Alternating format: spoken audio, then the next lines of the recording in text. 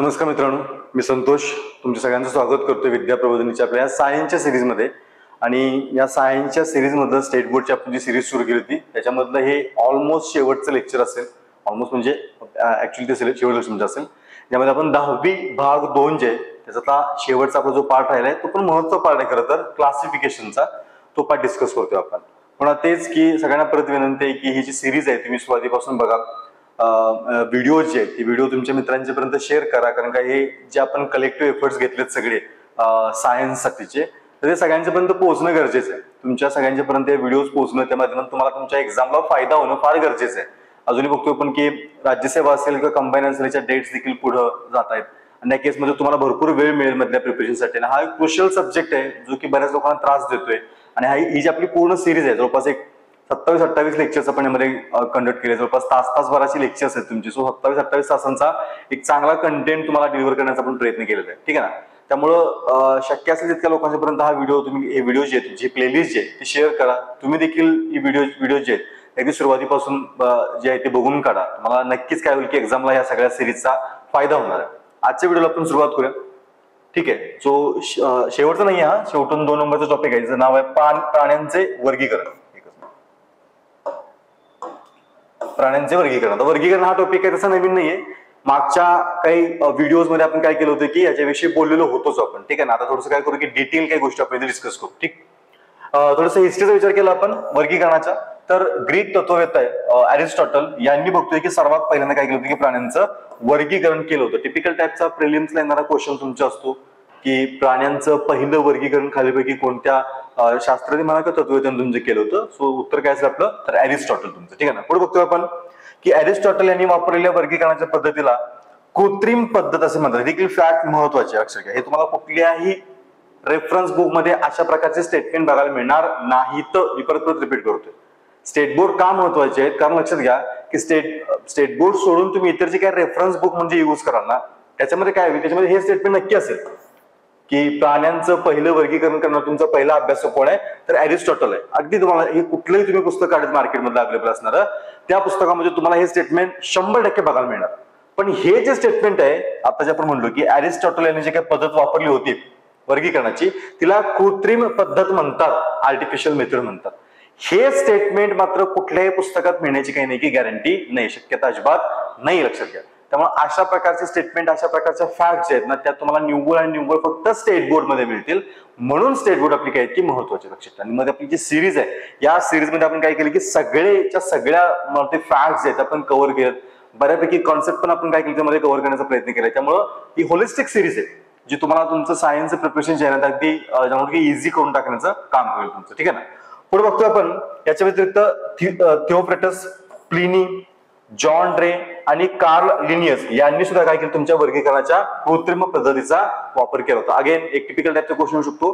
खालीलपैकी कोणत्या शास्त्रज्ञांनी वर्गीकरणाच्या कृत्रिम पद्धतीचा अवलंब केला होता असा जर क्वेश्चन आला तर त्या केसमध्ये आपल्याला थोडंसं काय करायला पाहिजे की तुमच्या ही नावं जी आहेत ती नावं आपल्याला माहिती असली पाहिजे. तुमचे कोण कोण थिओफ्रेटस आहे, प्लिनी आहेत, त्यानंतर जॉन ड्रे, त्यानंतर कार्ल लिनियस. तुमच्या 2 फॅक्ट्स तुमच्या ज्या स्लाइडवरची आपल्याला माहिती असणं गरजेचं आहे. नेक्स्ट पुढे जाऊया आपण. इथं बघतो आपण बघा प्राणीसृष्टी की आपल्याला सगळं माहिती आहे. किंगडम, त्यानंतर तुमचा आहे की सब किंगडम किंवा फायलम या दृष्टीने काय करतो आपण त्यांचं वर्गीकरण करतो. आता प्राण्यांच्या बाबतीत बघतो तुमचे वर्गीकरण कसं आहे बघा. प्राणीसृष्टी म्हणजे मेन तुमचा काय की हा किंगडम आहे. त्याच्यामध्ये 2 उपसृष्टी आपल्याला बघायला मिळतील. सब किंगडम तुमचे पहिलं आहे त्याला म्हणतो आपण असमपृष्ठ रज्जू, दुसरं आहे समपृष्ठ रज्जू तुमचे. ठीक आहे ना. आता असमपृष्ठ रज्जू म्हणजे काय की ज्यांच्यामध्ये नोटोकॉर्ड नाही आणि समपृष्ठ म्हणजे काय की ज्यांच्यामध्ये नोटोकॉर्ड आहे. नोटोकॉर्ड म्हणजे पाठीचा कणा. कळते का. ज्या प्राण्यांच्या मध्ये पाठींचा कणा नाहीये अशाने काय केलं आपण तर असमपृष्ठ रज्जू वर्गामध्ये आपण त्यांना काय केलं की क्लासिफाय केलं. दुसरा ग्रुप कुठला केला आपण तर नोटोकॉर्डचा, त्याला म्हणतो आपण की समपृष्ठ रज्जू. एक करून बघू आपण पुढचा. जे असमपृष्ठ रज्जू प्राणी आहेत त्यांच्या पण काय करतो की टोटल 10 संघ तयार करतोय. समजते का. बघा प्राणी सृष्टी त्याच्यातली उपसृष्टी कोणते तर असमपृष्ठ रज्जू म्हणजे ज्यांच्यामध्ये पाठीचा कणा नाहीये तुमचे असे प्राणी. आणि अशा प्राण्यांचं देखील काय केलं आपण 10 संघांच्या मध्ये डिवायडेशन केलं. कुठले कुठले ते आदिजीव, रंध्रीय, सिलेंटरेटा, चपटे कृमी, गोल कृमी, वलई, संधिपाद, गुदुकाय, कंटक चर्मी आणि अर्ध समपृष्ठ रज्जू. यांचं पण काय करू की पुढे सगळे फीचर्स आहेत, फीचर्स आपण डिस्कस करणार आहे तुमचं. आणि पुढे बघतो तुमचा की समपृष्ठ रज्जू किंवा ज्यांच्यामध्ये पाठीचा कणा आहे असा जो ग्रुप आहे त्यांचं पण काय बघतो आपण की पुन्हा त्यांचे 3 उपसंघ पाडतोय आपण. बघा इथे काय केलं आपण 10 संघ पाडले होते. इथं आपण काय केलं तुमच्या की जो उपसृष्टी समपृष्ठ रज्जू तुमची होती तर काय केलं आपण तुमचं की त्याचे 3 उपसंघ पाडले. कुठले कुठले? युरोकॉर्डेटा, सेफेलोकॉर्डेटा आणि वर्टिब्रेटा. नाव लक्षात ठेवा काय काय युरोकॉर्डेटा, सेफेलोकॉर्डेटा आणि वर्टिब्रेटा. त्यात पण मग स्पेसिफिक तुमचा जो वर्टिब्रेटा ग्रुप आहे ठीक आहे ना, कुठला ग्रुप तुमचा? वर्टिब्रेटा ग्रुप तुमचा. त्या वर्टिब्रेटा ग्रुप मध्ये बघतो परत तुमच्या काय केलं आपण की अजून परत काय केलं की तुमचे 6 वेगळे वर्ग पाडले. कुठले कुठले आहेत? चक्रमुखी, मत्स्य, उभयचर, सरीसृप, पक्षी आणि सस्तन प्राणी. समजते का? ही जी एकच बघा तुम्हाला फारसा अभ्यास करायची पण गरज नाहीये. तुम्ही फक्त हा एक फ्लोचार्ट जरी व्यवस्थित तुम्ही पाठ करून ठेवलात तरी याच्यावर पडलेला एखादा दुसरा क्वेश्चन जो पडतोय तो तुमचा आरामात काय होऊन जाईल की सॉल्व्ह होऊन जाईल. तो लक्षात घ्या की अभ्यास करत असताना जितका तो लिहिलेला कंटेंट महत्वाचा आहे ना तितकंच महत्वाचे टेबल्स आहेत, तितकेच महत्वाच्या डायग्राम्स आहेत, तितकेच महत्वाचे तुमचे काय ते फ्लोचार्ट्स आहेत. बऱ्याच वेळा असं होतं की पुस्तक वाचताना खास करून स्टेट बोर्ड तुम्ही वाचली नसेल तर अजून पण मी रिक्वेस्ट करतोय या व्हिडिओज बरोबर तुम्ही काय करा की स्टेट बोर्डची पुस्तकं देखील वाचून करा. तर ती पुस्तक वाचत असताना त्यामध्ये असणारे टेबल्स, त्यामध्ये असणारे वेगवेगळे बॉक्सेस, त्यामध्ये असणारे अशा प्रकारचे फ्लोचार्ट्स आहेत ना त्यांना इग्नोर करू नका. बरीच लोक म्हणतात की आम्ही पुस्तकं वाचलीत पण पुस्तकातनं काही क्वेश्चन पडलेच नाहीत. कारण पुस्तकातनं डायरेक्ट कंटेंट मधनं क्वेश्चन येणार नाहीत. हा जो काही एक्स्ट्राचा पार्ट म्हणतोय आपण त्या एक्स्ट्राच्या पार्ट मध्ये काही तुमचे क्वेश्चन्स तुम्हाला फ्रेम होताना दिसतील. ठीक आहे ना. आता की कोण आपण सगळ्या गोष्टी काय की डिटेलमध्ये डिस्कस करू आपण. पण त्याच्याआधी पण हा एक चार्ट हा एक तुमचा फ्लोचार्ट झाला तो देखील अत्यंत महत्वाचा. कशासाठी महत्वाचं आहे की प्राणी सृष्टी वर्गीकरण जे केलं होतं त्या वर्गीकरणाचे नेमके बेसिस काय, म्हणजे आधार काय होते, कुठल्या आधारावरती आपण काय केलं की हे वर्गीकरण केलं होतं. आणि मग त्या आधारांच्या वरती तुमचं काय की त्यांना आपण काय करतो की काही वेगवेगळी नावं पण देतो तुमचं त्यांचे ग्रुप करतो आपण. ते देखील आपण माहिती असणं गरजेचं आहे. एक करून बघू आपण. पहिला जो क्रायटेरिया आहे तो तुमचा कोणता आहे की सृष्टी. त्याच्यामध्ये होतं की प्राणी सृष्टी पेशी भित्तिका नसलेले काय की तुमचे बहुपेशीय प्राणी. आता हा एक मोठा की ग्रुप तुमचा आहे. ऑब्व्हियसली आपल्याला सगळ्यांना माहिती आहे की वनस्पती पेशी आणि प्राणी पेशी यांच्यामध्ये जर मेन क्लासिफिकेशनचा मुद्दा बघितला आपण तो काय होता तर वनस्पती पेशींच्या मध्ये पेशी भित्तिका होती आणि प्राणी पेशींच्या मध्ये काय बघतो आपण की पेशी भित्तिका नव्हती. त्यामुळे हा पहिला पॉईंट तुमचा असेल. दुसरा पॉईंट तुमचा तो म्हणजे की शरीर संघटन, बॉडी ज्याला म्हणून तुमच्या काय की कुठल्या प्रकारचं स्ट्रक्चर आहे तुमच्या बॉडीचं. सो याच्यामध्ये होतं की तुमचे परत त्यामध्ये 2 प्रकार पडतील प्राण्यांचे. कशावरनं तर शरीर संघटनेवरनं किंवा तुमच्या शरीराच्या स्ट्रक्चरवरनं. ते 2 प्रकार कोणते तुमचे? पहिला आहे पेशी स्तर शरीर संघटन. पहिले काय पेशी स्तर शरीर संघटन. दुसरं आहे ऊती किंवा अवयव स्तर तुमचं काय की शरीर संघटन. आता ऑब्व्हियसली हे तुमचे काय असतात की बऱ्यापैकी सिंगल सेल किंवा 1-2 सेलचे अॅनिमल तुमचे असतील. आणि इकडे काय बघतो आपण तुमच्या बऱ्यापैकी डेव्हलप्ड ज्यांच्यामध्ये काय बघतो आपण की तुम्हाला मल्टिपल टिश्यूज बघायला मिळतील, तुम्हाला त्यामध्ये काय की मल्टिपल ऑर्गन्स बघायला मिळतील तुमचे. अशा प्रकारचे प्राणी बघा. प्राणी त्यांचे काय केलं आपण शरीर संघटन याच्या आधारावरती 2 ग्रुप केले की पेशी स्तर शरीर संघटन की ज्यांचं शरीर म्हणजे काय असणार आहे की सिंगल सेल असेल. आता आम्ही एक्झाम्पल घेऊ आपण. आम्ही तुमचं काय की प्राणी आहे का तर प्राणी आहे पण त्यामध्ये काही इतर अवयव आहेत का? अजिबात नाहीत. फक्त एकच सेल म्हणजे तुमचा काय असतो की ती पेशी असते. दुसरं आहे ऊती किंवा अवयव संस्था किंवा स्तर तुमची शरीर संघटन ज्यामध्ये बघतो की तुमचं त्यामध्ये आता बोलू आपण की मल्टिपल सेल्स असतील किंवा तुमचे मल्टिपल टिश्यूज असतील, मल्टिपल तुमचे काय असतील की ऑर्गन्स तुमचे असतील. ह्याचे तुमचं काय की शरीर संघटन. तिसरं आहे शरीर सममिती, बॉडी सिमेट्री म्हणतो. त्या जो काही प्राणी आहे ना त्या बॉडीची त्या प्राण्याची बॉडी सिमेट्री कुठल्या टाईपची आहे. मग त्यामुळे बघतो आपण की प्रामुख्याने 3 प्रकार पडतो. जे पेशी स्तर प्राणी असतील ना त्यांच्यामध्ये तुम्हाला एकाच प्रकारची बॉडी सिमेट्री बघायला मिळते. ती कोणती? तुमची असममित शरीर. कोणतं तुमचा प्रकार तो असममित. म्हणजे आता आम्ही आपण थोडंसं डायग्राम ड्रॉ केली तर ही आपण अशी रॅन्डम ड्रॉ करतो आम्ही तुमचं. ठीक आहे ना. याचा अर्थ त्याची बॉडी जी आहे ती सिमेट्री मध्ये आहे का? सिमेट्री मध्ये कळतं ना की एखादी गोष्ट सिमेट्री मध्ये असं कधी म्हणतो आपण की ज्या वेळेस त्या वस्तूची तुम्ही काय करू शकता की इक्वल 2 किंवा 2 पेक्षा जास्त भाग करू शकता. इक्वल काय होतं म्हणजे आपण समजा की आपण इमेजिन की मानवी शरीर सिमेट्री आहे का? सिमेट्री आहे. कारण आपण जर बरोबर मधून आपण जर 2 भाग केले तुम्हाला काय की दोन्ही भागामध्ये तुम्हाला काय की इक्वल प्रकारचे अवयव ते बघायला मिळतो तुमचे. आता ऊती किंवा ज्यांचं शरीर स्तर संघटन आहे अशा प्राण्यांच्या बाबतीत तुमची की जी बॉडी सिमेट्री आहे ती 2 प्रकारचे. पहिले अरीय सममिती. पहिले कोणते? अरीय. अरीयचा अर्थ आपण पुढे डिस्कस करू. तुमच्या जी प्रामुख्यानं गोल प्रकारची तुमची असते म्हणतो की अरीय सममिती. दुसरे द्विपार्श्व सममिती. कळते ना? म्हणजे आपण प्रामुख्याने काय करतो, आपण जो प्राणी आहे त्या प्राण्याला काही एक तर असं किंवा असं काय करू शकतो आपण की डिवाइड करू शकतो. आर्य म्हणजे कळते ना की ज्याला आपण गोल प्रकार डिवाइड करू शकतोय, आणि द्विपार्श्व म्हणजे कळते ना की आपण त्याला की बरोबर मधून तुमच्या डिवाइड करू शकतोय. हे तुमचं तिसरा तुमचा बेस. चौथा बेस आहे तो म्हणजे की देहगुहा. देहगुहा म्हणजे ज्याला म्हणतो आपण काय बॉडी कॅव्हिटी म्हणतो आपण त्याला, की शरीराच्या आतमध्ये काही पोकळ भाग शिल्लक आहे का, पोकळ भाग आहे का. बरेच प्राणी आपण बघतो की ज्यांची बॉडी कशी असते, तर इथे ड्रॉ करायचं आपण की शरीर तुमचं असं असेल आणि शरीराच्या मध्ये बघतोय की तुमचा हा जो भाग आहे ना त्याला म्हणतो आपण शरीर गुहा, देहगुहा, की जी पोकळ असते. सो ती देहगुहा आहे की नाही याच्यावर बघतो आपण तुमच्या प्रामुख्यानं की जे असममित प्राणी आहेत त्यांच्यामध्ये शरीर गुहा असत नाही. आर्य तुमची जे प्राणी असतील त्यांच्यामध्ये तुम्हाला की तुमच्या त्या प्रकारची देहगुहा बघायला मिळत नाही. आता इथे बघतोय आपण द्विपार्श्व सममिती तुमचे जे प्राणी असतील ना त्यांच्यामध्ये तुम्हाला परत 3 प्रकारच्या देहगुहा बघायला मिळतील. पहिली कोणती आहे तर देहगुहाहीन शरीर, म्हणजे त्यामध्ये कुठल्या प्रकारची काही देहगुहा नाहीये.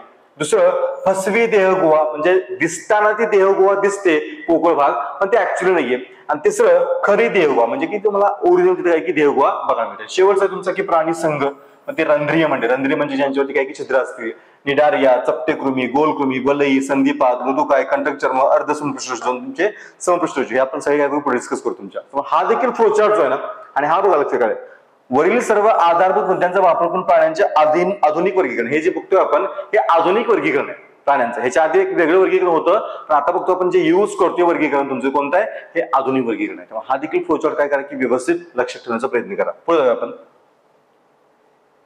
येस, इथं तुम्हाला काही एक्झाम्पल घेतलेत बघा, ते आपण जे मुद्दे डिस्कस केले आपण त्याच्यामधले, की इथं म्हणजे शारीरिक सममितीचे प्रकार. एक मिनिट, शारीरिक सममितीचे प्रकार. पहिले म्हणजे तुमचं असममित शरीर. आता जे आपण मुद्दे मागे डिस्कस केले ना, तिथून काय करतोय आपण इथं पिक्चरच्या फॉर्मॅटमध्ये बघतो आपण, जे की तुम्हाला थोडंसं समजायला इझी आहे. पहिले काय म्हणतो आपण की शारीरिक सममितीचे प्रकार. पहिलं म्हणजे की असममित शरीर. आता हे तुम्ही बघता की हा जो अॅनिमल आहे, मे बी हा हायड्रा वगैरे असेल, तर याच्यामध्ये बघतो की तुम्हाला काही सिक्वेन्स दिसणार नाही. तुम्ही असं कापलं तर तुम्हाला इक्वल पार्ट मिळणार नाहीत, असं जरी कापलं तर तुम्हाला काय मिळणार नाही की इक्वल पार्ट मिळणार नाही. तुम्हाला काय म्हणतो आपण की असममित शरीर. दुसरं आहे तुमचं अर्य सममिती तुमची. आता अर्य म्हणजे काय म्हणतो, हा मे बी हायड्रा नसेल, हा मे बी तुमचा हायड्रा असेल. म्हणजे काय होतं आपण की हा एक गोल प्राणी आहे, ठीक आहे, आणि याच्यात टेंटिकल्स आहेत. ते टेंटिकल्स देखील तुम्हाला संकेत सेम आहे. तुम्ही असं कापलं काय वरून, तुम्ही असं कापलं काय आणि तुम्ही असं कापलं काय, तुम्हाला काय मिळेल की त्या प्राण्याच्या बरोबर इक्वल भाग होताना दिसतील तुमचे. म्हणून काय म्हणतो त्याला की अर्य सममिती. गोल आहे, गोल आहे, आणि त्याला आपण असं कापू शकतोय, असं कापू शकतोय, याद्वारे ऍक्सेल हो तुमचे कुठले ऍक्सेस मध्ये आपण जर कट केलं ना तर आपल्याला काय मिळतो त्या प्राण्याचे इक्वल 2 भाग पडतील तुमचे. द्विपार्श्व सममिती म्हणजे कळलं ना की आता हा बकरी आहे तुमची, तर बकरीला आपण म्हणलो मगाशी आपण की जर बरोबर मधून आपण कट केलं असं वरून तुमच्या, तर तुम्हाला काय मिळते की दोन्ही साईड तुम्हाला काय मिळतील की इक्वल तुम्हाला बॉडी पार्ट्स मिळतील. त्याला म्हणतो आपण द्विपार्श्व सममिती. आता इथे म्हणजे की देहगुहा असणार आहे म्हणजे काय की हा एक समजा प्राणी आहे, हा समजा तुमचा मे बी तुमचा अर्थवर्म तुमचा असेल, तर तुम्ही बघताय की हे बाहेरचं बॉडीचं आवरण आहे, हे बॉडीचं तुमच्या काय की मध्यम आवरण तुमचं आहे, आणि बघतो की आत म्हणजे तुम्हाला काय दिसतंय की तुमचा पोकळ भाग तुम्हाला इथे बघायला मिळतोय. हा जो पोकळ भाग आहे त्याला काय म्हणतो आपण की देहगुहा तुमची, ठीक आहे ना. त्यानंतर इथे म्हणजे तुमच्या की फसवी देहगुहा. आता इथे बघतो आपण तुमचे की याच्यामध्ये तुम्हाला जिथं थोडासा पार्ट दिसतोय रिकामा, पण तुमचा काय की करतो तो देहगुहा नाही आहे तुमची. पहिले बघतो तुमचा देहगुहा नसणार आहे, ज्यांच्यामध्ये कुठेही तुम्हाला काय की पोकळ पार्ट जो दिसत आहे तो दिसत नाहीये. आणि तिसरं म्हणलं आपण तुमच्या की द्विस्तरीय किंवा त्रिस्तरीय, म्हणजे याच्यामध्ये बघतो की तुमच्या बॉडीची जी काही स्किन म्हणून आपण तुमच्या की बॉडीचं कव्हरिंग जे आहे ना, ते कव्हरिंग मध्ये किती तुम्हाला काय मिळतं की लेयर्स मिळतात तुमच्या. मग इथे बघतो की प्रामुख्याने काहींच्यामध्ये की द्विस्तर असेल म्हणजे 2 स्तर असतील, काहींच्या तुमच्या काय असतील की 3 स्तर तुमचे असतील, ठीक आहे ना. फक्त पिक्चरच्या फॉर्ममध्ये काय करतो आपण त्या गोष्टी डिस्कस करतो आपण. येस, एक एक करून बघू आपण. जे महत्वाचे तेवढेच पॉईंट बघू आपण. आता आपण जे बघितलं होतं असमपृष्ठ रज्जू हा जो ग्रुप होता किंवा हा जो उपसंघ होता, त्याच्यामध्ये तुमचे जे काही 10 मेन संघ होते, कारण का मेजॉरिटी क्वेश्चन जर आपण बघितले तुमच्या एक्झामला तर त्या 10 मेन संघावरती क्वेश्चन तुमचे. सो ते 10 मेन संघ बघतोय. त्यातला पहिला संघ आहे आपला रंध्रीय प्राणी संघ, ज्याला काय म्हणतो आपण पोरीफेरा. एक्झामला विचारतात काय महत्वाचं, एक तर तुम्हाला त्या संघाचे फीचर माहिती असले पाहिजेत, दुसरं त्या संघाची एक्झाम्पल समोर माहिती असली पाहिजे. हा फॅक्च्युअल पार्ट आपण पटपट बघून टाकू तुमचं, ठीक आहे ना. बघा, हे सर्वात साध्या प्रकारची काय की यांची शरीर रचना आहे. यांना काय म्हणतो आपण, यांना स्पंज देखील म्हणतो, ठीक आहे ना, किंवा ऑस्टिया आणि ऑस्क्युला, कशाला त्यांच्यावरती असणाऱ्या छिद्रांना. बघा, रंध्रीय प्राणी मगाशी बोललो आपण, रंध्रीय का म्हणतो आपण त्यांना, कारण पोरीफेरा म्हटलं आपण, त्यांच्या बॉडीवरती काय आहे की तुम्हाला पोर्स म्हणजे छिद्र दिसतील. हे जे छिद्र आहेत त्या छिद्रांना काय म्हणतो आपण ऑस्टिया किंवा ऑस्क्युला म्हणतो आपण, लक्षात ठेवा, ठीक आहे ना. शरीररचना साध्या प्रकारची आहे आणि त्यांना काय म्हणतो आपण की स्पंज या नावाने देखील ओळखतो आपण. पुढे तुम्ही एक्झाम बघतो की स्पॉन्जिला नावाचं काय तुमचं एक्झाम्पल आहे. हे जलवासी प्राणी, जलवासी म्हणजे पाण्यामध्ये राहणारे प्राणी तुमचे असतील. यातील बहुतेक समुद्रामध्ये तर काही तुम्हाला असेल की गोड्या पाण्यात देखील सापडतात. बहुतेक सर्व प्राण्यांचे शरीर जे आहे ते असममित आहे. बघा मग आपण जे मुद्दे डिस्कस केले ना ते पुढे तुम्हाला काय होतं की यूज तुमचे होते. सो हा जो ग्रुप आहे कुठला संघ आहे तुमचा पोरिफेरा. पोरिफेरा संघामध्ये प्राणी तुमचे कसे आहेत की असममित तुमचे, ठीक आहे ना. शरीरामध्ये वैशिष्ट्यपूर्ण अशा कॉलर पेशी असतात. काय असतात? कॉलर पेशी असतात. यांच्या मदतीनं हे प्राणी शरीरामध्ये पाण्याला काय करतात की प्रवाहित करण्याचं काम करतात. ऑब्व्हियसली त्यांना पाण्यामध्ये राहायचं आहे, तशी त्यांच्याकडे काही सोय काहीतरी असली पाहिजे, ठीक आहे ना. इथे तुम्हाला दिसतील की ऑस्क्युलम किंवा ह्या तुमच्या कॉलर पेशी काही आपण इथं दाखवले तुमच्या, किंवा ऑस्टिया पण तुम्हाला इथं दाखवायला बघायला मिळते, ठीक आहे ना. पुढं हे प्राणी आधात्रीशी संलग्न असल्याने त्यांच्यात प्रचलन होत नाही. याचा अर्थ समजून घ्या. आधात्र म्हणजे काय होतं ना, एखादा दगड आहे, एखादं तुमचं मोठं लाकडी ओंडका आहे तुमचा, किंवा जे काही तुमचा स्टेबल पार्ट आहे तुमच्या पाण्यामधला, जरी ते पाण्यामध्ये राहत असले तर ते पाण्यामध्ये तुम्हाला स्विम करताना दिसणार नाही, म्हणजे पाण्यामध्ये पोहताना दिसणार नाही. ते काय होतील की एखाद्या आधारकाशी, म्हणजे भिंत असेल, दगड असेल, किंवा तुमचं काही पार्ट तुमचा की जो काही स्थिर आहे त्या स्थिर पार्टात चिटकून दिसेल तुम्हाला, ठीक आहे. त्यामुळे त्यांच्यामध्ये प्रचलन म्हणजे काय त्याला हालचाल तुम्हाला बघायला मिळणार नाहीये. स्थानबद्ध प्राणी आहेत ते, म्हणजे तुमचं सेडेंटरी, म्हणजे एका ठिकाणी त्यांची जागा बदलत नाही, लक्षात ठेवा, ठीक आहे ना.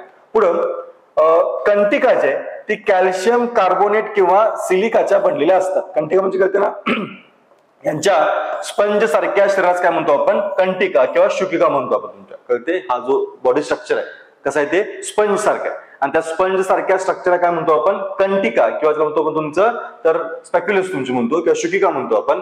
ह्या बनल्यात कशापासून? हा एकतर कॅल्शियम कार्बोनेट पासून बनले असतील किंवा सिलिकाच्या बनलेल्या तुम्हाला बघायला मिळतील. कळते ना, बॉडी स्ट्रक्चर बनले कशापासून, मटेरियल जे आहे ते मटेरियल तुम्हाला माहिती असणं गरजेचं आहे. पुढे बघतोय आपण की पोषक द्रव्य जे आहेत ते भक्षण करतात तुमचं कशामार्फत? तुमच्या ऑस्टिया या छिद्राच्या मार्फत तुमचं, ठीक आहे ना. आणि दुसरं म्हणतो की ऑस्क्युला नावाच्या छिद्रातून तुमच्या बाहेर सोडण्याचं काम करते. काय तर जे पाणी आतमध्ये घेतलं होतं ते आतमध्ये घेतलेलं पाणी काय करतो आपण? इथून आतमध्ये तुमचं म्हणजे इनपुट इथून आहे, आउटपुट तुमचं कुठं नाही ना ऑस्टियामध्ये, ठीक आहे ना. पुढं त्यांचे प्रजनन मुकुलायन या अलैंगिक पद्धतीने तुम्हाला होताना दिसेल. आता मुकुलायन पद्धत आपण काय केली की लास्ट लेक्चर मध्ये डिस्कस केली होती, त्याची तुम्हाला इथं बघायला मिळते तुमची, ठीक आहे ना. पुढे बघतो आपण की आणि लैंगिक पद्धतीनं देखील तुमचं काय की प्रजनन तुम्हाला इथं बघायला मिळते, जे की पुनरुद्भवन क्षमता त्यामध्ये तुम्हाला बघायला मिळते. पुनरुद्भवन काय असतं हे देखील रिजनरेशन हे देखील आपण लास्ट लेक्चर मध्ये काय डिस्कस केलं होतं. एक्झाम्पल्स महत्वाचे तुमचे. एक्झाम्पल्स काय बघा, सायकॉन, युस्पॉन्जिया म्हणजे तर आपण अंघोळचा स्पंज म्हणतो, त्यानंतर हायलोनेमा, आणि त्यानंतर युप्लेक्टेला. हे तुमचे काय आहेत की हा जो पहिला संघ आहे आपला कुठला? पोरिफेरा, त्याचे काय आहेत की एक्झाम्पल्स आहेत. पुढे जाऊया आपण. यस, दुसरा संघ आहे आपला सेलेंटेरेटा किंवा ज्याला आपण निडारिया प्राणी संघ म्हणतोय, ठीक आहे. यांची वैशिष्ट्य, यांची एक्झाम्पल बघू तुमचं. या प्राण्यांच्या शरीराचा आकार कसा असतो की दंडाकृती असतो किंवा छत्रीच्या आकार सारखा असतो, म्हणजे त्याला काय म्हणतो आपण की सेलेंटेरेटा म्हणतो आपण किंवा निडारिया म्हणतो आपण. तुम्ही ते बघू शकताय हे जे आहे त्याचं एक्झाम्पल आहे की दंडाकृती काय की त्यांचा शरीराचा आकार आहे. हा पण खाली तुम्ही त्यांचा आकार बघू शकता. पुढचं महत्वाचं की हे बहुतेक जे आहे ते तुम्हाला समुद्रात आढळतील. बऱ्यापैकी काही लोक तुम्हाला काय की गोड्या पाण्यात देखील सापडतील तुमचे. दुसरं, यांचे शरीर जे आहे ते आर्य सममितीमध्ये आहे किंवा द्विस्तरीय. बघा दोन गोष्टी महत्वाच्या. हे जे तुमचे निडारिया प्राणी संघातले प्राणी आहेत यांचं शरीर कुठल्या प्रकारचं आहे तर आर्य सममिती तुमचे असतील, आणि ते कसं आहे की द्विस्तरीय. द्विस्तरीय काय असतं? डिप्लोबस्टिक, जे आपण मगाशी डिस्कस केलं तुमचं, ठीक आहे ना. त्याचबरोबर बघतोय आपण की यांच्या मुखाच्या भोवती दशपेशीयुक्त काय तुमची शुंडके असतात, त्याला आपण टेंटॅकल्स म्हणतो आपण. यांचा उपयोग काय म्हणतो आपण की टेंटॅकल्स म्हणतो, शुंडक तुमची. यांचा उपयोग ते भक्ष्य पकडण्यासाठी काय तुम्हाला करताना दिसतील. उदाहरण काय बघायची? उदाहरण तुमची जलव्याल किंवा आपण हायड्रा म्हणतो, सी अॅनिमोन म्हणजे सी समुद्रफूल तुमचं, पोर्तुगीज मॅन ऑफ वॉर म्हणजे जरा म्हणतो आपण की फायलेसिया, जेलीफिश म्हणजे ऑरेलिया, आणि प्रवाळ म्हणजे काय की म्हणतो कोरल्स तुमचे. हे नाव थोडंसं ऑड आहे बघा. पोर्तुगीज मॅन ऑफ वॉर ज्याला काय म्हणतो आपण फायसेलिया तुमचं. असं बऱ्याच वेळा होतं की ते मुद्दाम टाकतात की पोर्तुगीज मॅन ऑफ वॉर हे खालीलपैकी कोणत्या वर्गाशी काही संबंधित आहे. इतकं विचित्र नाव आहे ते प्राण्याचं की आपण इमॅजिन करू शकता नाही की हा प्राणी काही कुठल्या सांगत असेल. लक्षात ठेवा की हा तुमचं काय की सेलेंटेरेटा किंवा निडारिया वर्गातला काही प्राणी तुम्हाला तो बघायला मिळतोय. पुढे जायचं आपण. पुढचा ग्रुप आहे आपला तो म्हणजे की चपट्या कृमींचा संघ, ज्याला म्हणतो आपण प्लॅटी हेल्मेंथिस. काय असतं त्याच्यामध्ये? शरीर जे आहे ते सडपातळ आणि पानासारखं किंवा पट्टीसारखं असतं, म्हणजे काय म्हणतो आपण? चपटे कृमी म्हणतो आपण त्याला, ठीक आहे ना. आता चपटे कृमी का तर शरीर तुम्ही बघू शकता, लिव्हर फ्लू तुमचं एक्झाम्पल आहे. कसं तुमचं शरीर तुमचं चपट आहे किंवा प्लॅनेरिया तुमचं शरीर कसं की एकदम चपट आहे शरीर तुमचं, ठीक आहे ना. बहुतेक प्राणी कसे असतील की अंतःपरजीवी म्हणजे एंडोपॅरासिटिक. म्हणजे काय पॅरासाइट म्हणजे काय की जे अन्नासाठी इतर प्राण्यांच्या वरती काय असेल की डायरेक्टली डिपेंड तुमचे असेल, काय म्हणतो आपण की परजीवी म्हणतो आपण. हे अंतःपरजीवी म्हणजे काय हे होस्टच्या म्हणजे जो कोणी प्राणी असेल वनस्पती असेल त्याच्या शरीराच्या आतमध्ये राहतात आणि काय करतील की ते त्यांचं अन्न मिळवण्याचं काम करतील. ठीक आहे ना. पुढं देह गोवाहीन शरीर तुमचं असतं प्लस तुमचं काय की द्विपार्श्व सममिती तुमचं असतं. हे प्राणी तुमचे असतील ते त्रिस्तरीय देखील तुम्हाला बघायला मिळतील.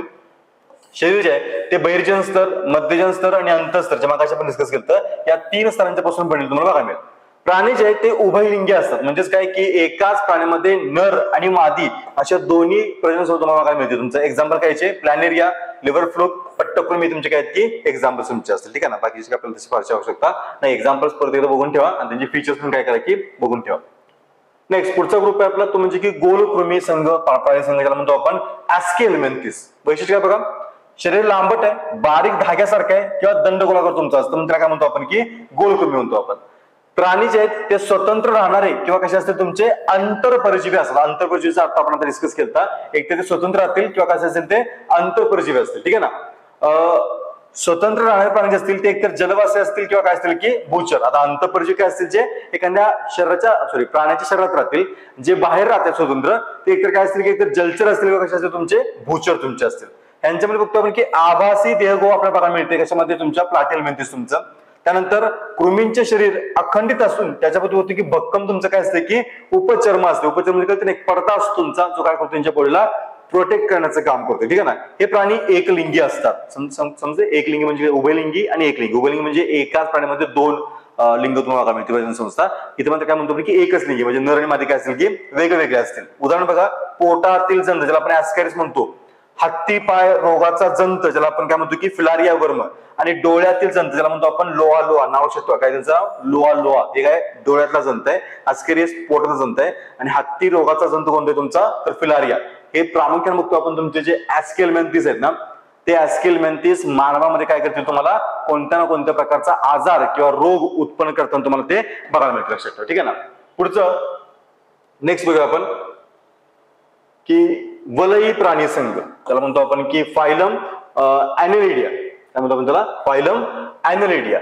आता हे जे प्राणी आहेत ते लांबट दंडाकृती असून त्यांच्यामध्ये काय बघतो आपण की काय खंड किंवा खंडीभवन तुम्हाला बघायला मिळते. ठीक आहे ना. खंडीभवनचा अर्थ कळतो का त्याला म्हणतो आपण सेगमेंटेशन. बघा नाव काय तुमचं ॲनेलिडिया प्राणी संघाचं नाव तुमच्या.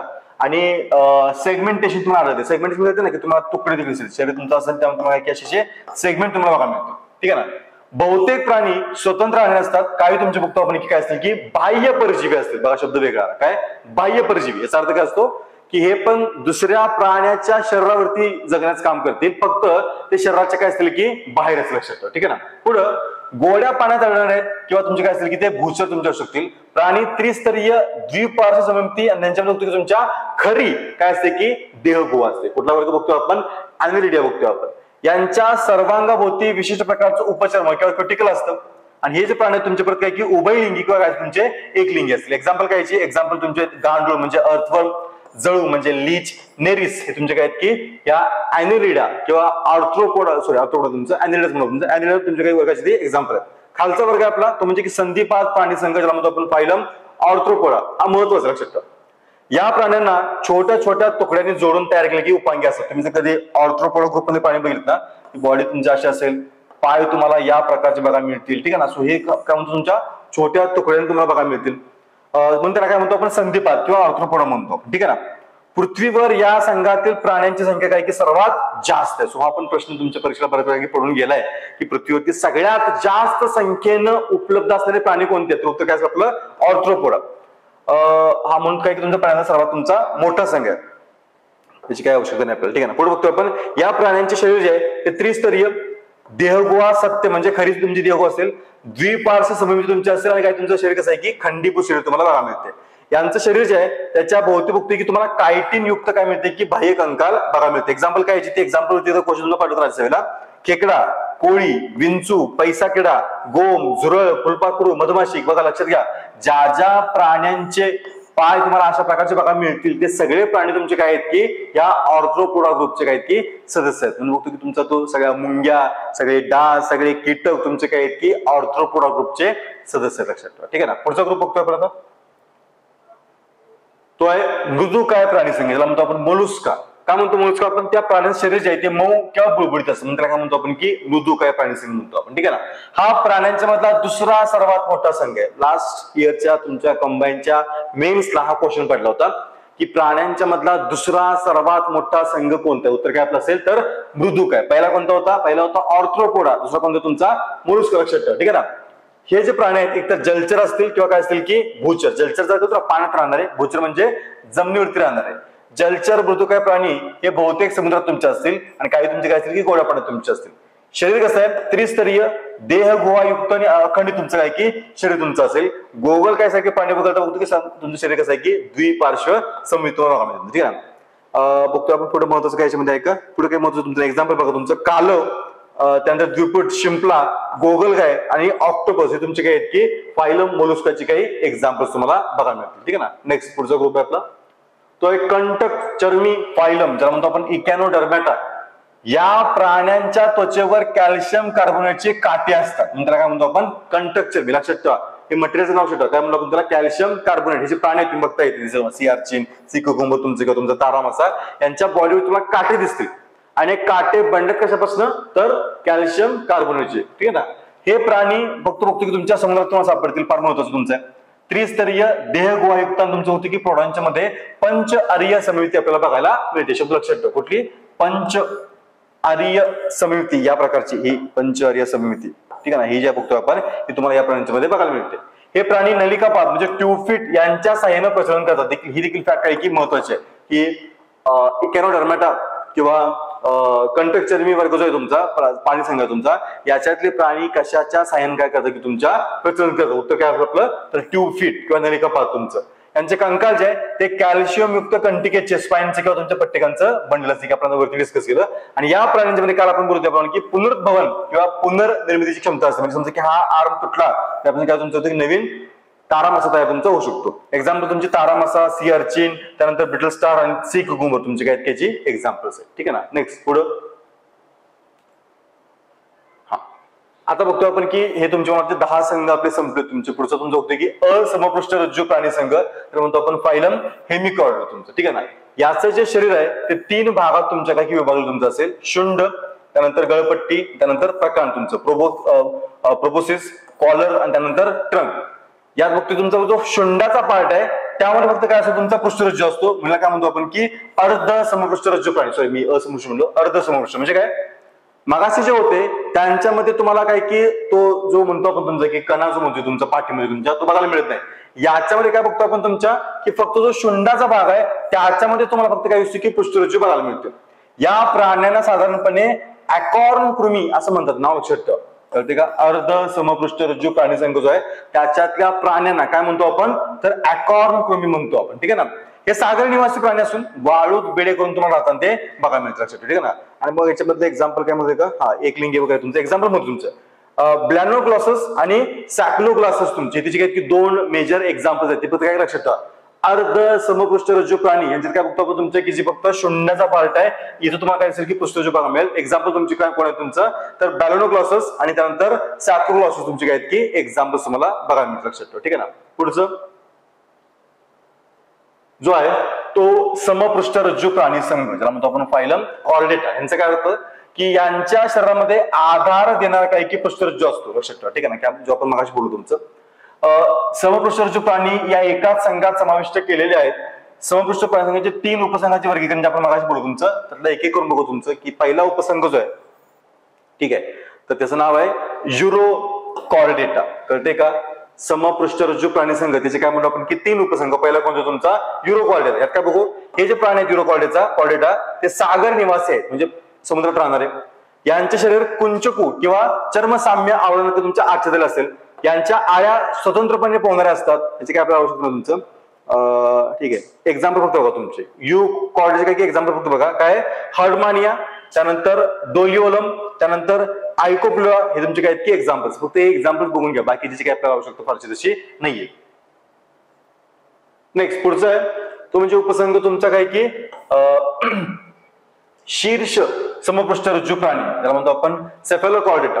हे बघतो की साधारणतः लहान माशाच्या आकारासारखे असतात, सागर निवासी आहेत. यांच्यामध्ये बघतो की पृष्ठरज्जू संबंध शरीराच्या लांबी इतका असतो.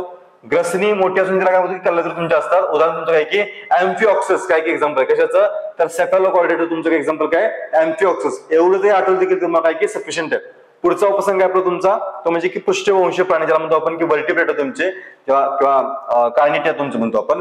यांच्यामध्ये काय बघतो आपण की पृष्ठरज्जू नाहीसा होऊन त्याचं की तुमचं काय की पाठीचा कणा म्हणजे थोडंसं अजून हार्ड स्ट्रक्चर तयार तुमचं होतं. यांचं शरीर हेड हे पूर्णपणे विकसित झालं तुमचं असतं. मेंदूमध्ये बघतो तुमचा की मेंदू जो आहे तो कवटुंबी तुमच्या काय की सुरक्षित तुमचा असेल. हे तुमचे काय की वर्टिब्रेटा. आणि वर्टिब्रेटच्या पुढे काय तुमचे बघतो आपण एक्झाम्पल्स मी बघतोय तुमचं 6 तुमचे काय की रूप तुमचे होते. पहिला होता चक्रमुखी प्राणी वर्ग, ज्याला म्हणतो आपण सायक्लोस्टोमाटा तुमचं. जबडे विरहित तुमचे प्राणी असतात. त्वचा मृदू असते. त्यानंतर महत्वाचं काय तुमचं एक्झाम्पल मग तुमचं पेट्रोमायझॉन आणि मिक्झिन हे तुमचे काय आहेत की तर या सायक्लोस्टोमॅटाचे तुमचे काय आहेत की एक्झाम्पल लक्षात ठेवा. ठीक आहे ना. पुढं दुसरा ग्रुप आहे तुमचा तो म्हणजे की पायसेस म्हणजेच मासे तुमचे. यात महत्वाचं काय तुमचं तर महत्वाचं तुमची एक्झाम्पल्स माहिती असते तुमच्या रोहू, पापलेट, समुद्री घोडा, शार्क, इलेक्ट्रिक रे, स्ट्रिंगरे. महत्वाचं काय बाकी बघतो आपण की एकतर समुद्रामध्ये किंवा काय बघतो आपण तुमच्या गोड्या पाण्यात शरीर प्राणी कसे तुमचे शीत रक्ताचे प्राणी तुमचे असतील. त्यानंतर बाकीचं काय महत्वाचं नाही, तुमची बाकीचे फॅक्टर तुम्हाला माहिती असतील तुमचे. ठीक आहे ना. नेक्स्ट पुढचा ग्रुप आहे आपला तो म्हणजे उभयचर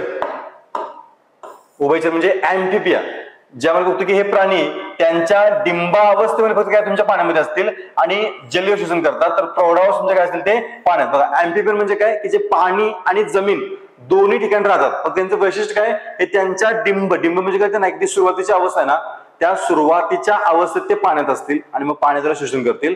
पण एकदा ते प्रौढ झाले की ते काय तुमच्या जमिनीत तुमच्या येतील. एक्झाम्पल्स फार महत्वाचे तुमची बघतो आपण प्रामुख्यानं बेडूक, टोड, सॅलामेंडर हे त्याचे काय आहेत की एक्झाम्पल्स तुमचे असतील.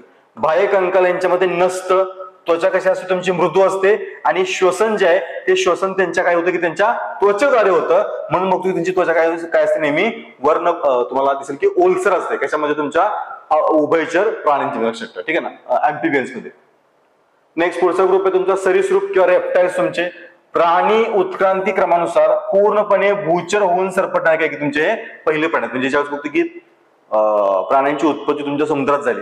समुद्रात हळू बघतो तुमच्या काय जमिनीवरती आले. पण समुद्रातले प्राणी आणि जमिनीचे प्राणी यांना कनेक्ट करणारे लिंक तुमची कोणते तर ते उभयचर तुमच्या तुमचे सरीसृप तुमचे असतील जे की पहिले तुमची होती की तुमच्या जमिनीवरती आले होते. ठीक आहे ना. हे प्राणी परत तुमचे बघतो की शीतरक्तीय प्राणी तुमचे असतील. शरीर उचललेले जात नाही म्हणून त्या जमिनीवरती सरपटून तुम्हाला. त्वचा कोरडी असते. थंड शिर आणि धड यांच्यामध्ये काय की मान नसते. बाह्यकण नसतो. अंगुल नक्की तुमच्या नसतात. एक्झाम्पल काय तुमची कासव लक्षात ठेवा. रेप्टाइल तुमचे येतं कासव, पाल, साप, सरडा, सुसर हे तुमचे काय आहेत की रेप्टाइलची एक्झाम्पल तुमच्या असतात. ठीक आहे ना. पुढं पक्षी वर्ग म्हणजे एव्स. याच्यामध्ये महत्वाचं काय तुमचं हे प्राणी तुमचे कसे आहेत की उष्ण रक्तीय प्राणी तुमचे असतील. त्यांच्या शरीराचे तापमान ते काय असतील की स्थिर राखू शकतील. शरीर काय तुमचं टोकांना निमुळते आपल्याला माहिती तुमचं. बाकी एक्झाम्पल आपल्याला बरीच तुमची माहिती असेल त्याची काय आपल्याला फारशी आवश्यकता नाही याच्यामध्ये. ठीक आहे ना. हे कॉमन बऱ्यापैकी गोष्टी तुमचे. ठीक आहे ना. आणि मग ते शेवटचं तुमचं असेल सस्तन प्राणी त्याला म्हणतो आपण मॅमेलिया. दूध स्त्रवणारा काय याच्यामध्ये तुम्हाला ग्रंथी बघा म्हणजे तुमच्या उष्ण रक्ती असतात आणि प्रामुख्याने एक्झाम्पल मानव, कांगारू, डॉल्फिन काय की एक्झाम्पल. हे तर फार कॉमन गोष्टी हे काय फार जास्त डिस्कस करत नाहीये. ठीक आहे ना. सो हा तुमचा क्लासिफिकेशनचा पार्ट आहे. फार फॅक्च्युअल पार्ट आहे. तुम्ही तुमच्या पुस्तकात वाचून फक्त कारण मी बोलल्याप्रमाणे की सगळे संघ त्या संघांची वैशिष्ट्य विशिष्ट प्रकारची आणि त्यांची एक्झाम्पल त्याच्यावरती टिपिकली क्वेश्चन तुम्हाला बघा मिळतील. आता फॅक्च्युअल पार्ट इथं वाचून दाखवण्यात काही पॉईंट नाही. त्यामुळे तुम्ही तो काय करा की पुस्तकात नीट वाचून घ्या. तो आपल्यासाठी महत्वाचा आहे. हा एक पार्ट आहे. 7वा टॉपिक तुमचा त्याला नाव आहे ओळख सूक्ष्मजीवांच्या नावाचा. त्यामध्ये काही 2-4 मुद्दे मला महत्वाचे वाटते ते आपण इथे घेतले तुमचे. ठीक आहे ना. बघा पेय निर्मिती म्हणजे प्रोडक्शन ऑफ बिव्हरेजेस याच्यामध्ये आपण काही सूक्ष्मजीवांचा वापर करतो. तर ते सूक्ष्मजीव कोणते याच्यामधले त्यांचं काम काय आणि त्यापासून कुठलं पेय बनते. बघा पहिलं फळ आहे. फळाचं नाव आहे कॅफिया अरेबिका. यातला सहभागी सूक्ष्मजीव तुमचं कोणतं आहे लॅक्टोबॅसिलस ब्रुईस. हा काय करतो फळातून बिया वेगळ्या करण्याचं काम करतो. त्यापासून काय करतो आपण कॉफी नावाचं पेय तयार करतो. ती 2 नावं लक्षात ठेवतो. दुसरं आहे थिओब्रोमा कॅको. सहभागी सूक्ष्म तुमचा काय की कॅन्डिडा. त्यानंतर हॅन्सियुला, पिचिया आणि सॅक्रोमायसिस तुमचा. हा काय करतो परत तुमच्या फळातून बिया वेगळा करतो आणि पेयाचं नाव काय तुमच्या कोको. पुढचा आहे द्राक्ष नावाचं फळ, ज्यामध्ये होतो की तुमचा सॅक्रोमायसिस सेरेविसी नावाचा सूक्ष्मजीव तुमच्या बघायला मिळेल. हा काय करतो, द्राक्षाच्या रसाचं किण्वन करतो, ज्याचा उपयोग कुठे करतो आपण वाईन निर्मितीमध्ये. पुढचं फळ आहे तुमचं सफरचंद, त्यामध्ये परत तुमचा सॅक्रोमायसिस सेरेविसी जो काय करतो रसाचं किण्वन करतो, याचा उपयोग कुठे करतो आपण सिडार नावाचं पेय तयार करण्यामध्ये आपण युज करतो. सो चार्ट महत्वाचा म्हणून मी घेतला इथं, चार्ट व्यवस्थित काय करा की बघून ठेवा तुमचं. पुढं व्यावसायिक उत्पादनात वापरण्यात येणारी सेंद्रिय आम्ले व त्यासाठी उपयुक्त सूक्ष्मजीव, परत तेच बघतोय आपण. बघा स्रोत काय बघा, ऊस बीट यांची मळी किंवा अमोनियाचा क्षार. सूक्ष्मजीव कोणता असतो त्यामध्ये, तर ब्रेव्ही बॅक्टेरियम, त्यानंतर कोरोनी बॅक्टेरियम, हे तुम्हाला सूक्ष्म दिसतील.